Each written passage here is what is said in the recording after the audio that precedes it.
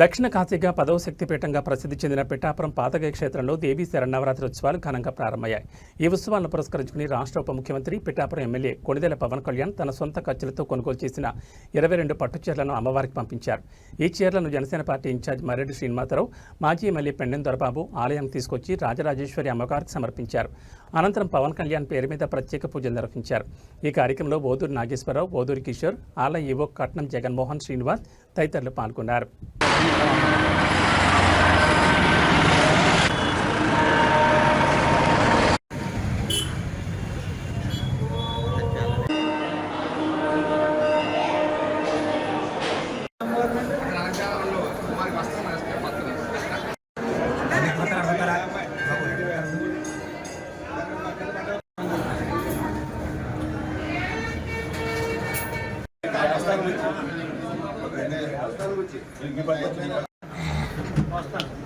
పైకి తీయదు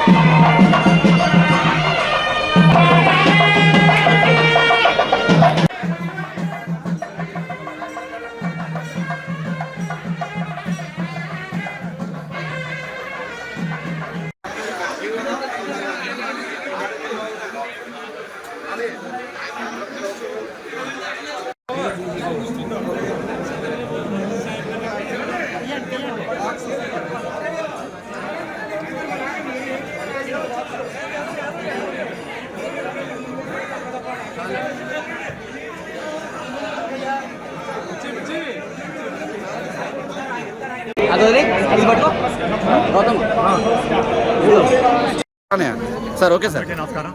దసరా సందర్భంగా మన శాసనసభ్యులు రాష్ట్ర ఉప ముఖ్యమంత్రి పవన్ కళ్యాణ్ గారు రాజరాజేశ్వరి అమ్మవారికి పురీత గారి అమ్మగారికి గత సంవత్సరం పంపినట్టుగా ఆచారంగా వస్తున్నటువంటి ఈ టెంపుల్ వచ్చినటువంటి అమ్మవారికి పట్టు వస్త్రాలు పంపడం జరిగింది. చాలా సంతోషం. అవి స్వామివారి యొక్క పవన్ కళ్యాణ్ ఆదేశానుసారం నేను తుమ్మల మన పెండెం దొరబాబు కలిసి అమ్మవారికి నివేదించడం జరిగింది. చాలా సంతోషం.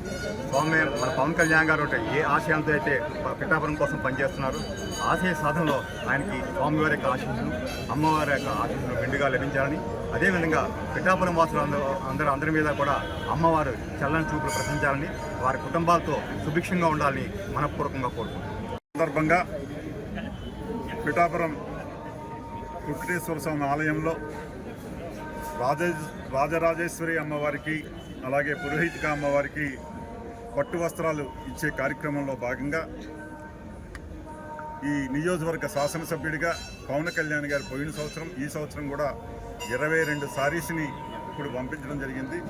దాంట్లో పాలు పంచుకునే అవకాశం పవన్ కళ్యాణ్ గారి ద్వారా మర్రెడ్డి శ్రీనివాసరావు గారికి కానీ నాకు కానీ ఈ రోజున ఆ అమ్మవార్లకి చీరలు అందజేసే కార్యక్రమంలో భాగంగా నిజంగా ఆ దేవుడు ఏదైతే ఈ పిఠాపురం నియోజకవర్గాన్ని పూర్తి అభివృద్ధి చెయ్యాలి, రాష్ట్రంలో 175 నియోజకవర్గాల్లో పిఠాపురం నియోజకవర్గాన్ని పెట్టాలనే సంకల్పాన్ని ఆ దేవుడు ఆ అమ్మవార్లు ఆశీర్వాదాలు ఆయనకు ఉండాలని, ఆయన ప్రతి సంవత్సరం కూడా ఇలాగే ఆయన ఊపిరున్నంత వరకు ఆయన ఈ పట్టు వస్త్రాలు ధరించే కార్యక్రమం ఆయన చేతుల మీదుగా జరగాలని, ఆ రకంగా ఆయన ఈ పిఠాపురం నియోజకవర్గంలో శాశ్వత శాసనసభ్యుడిగా ఉండాలని మనసావాస కోరుకుంటూ ఈ రోజున ఈ అవకాశం మాకు ఇచ్చినటువంటి పవన్ కళ్యాణ్ గారికి మరొకసారి ఆయనకు కృతజ్ఞతలు తెలియజేస్తాను.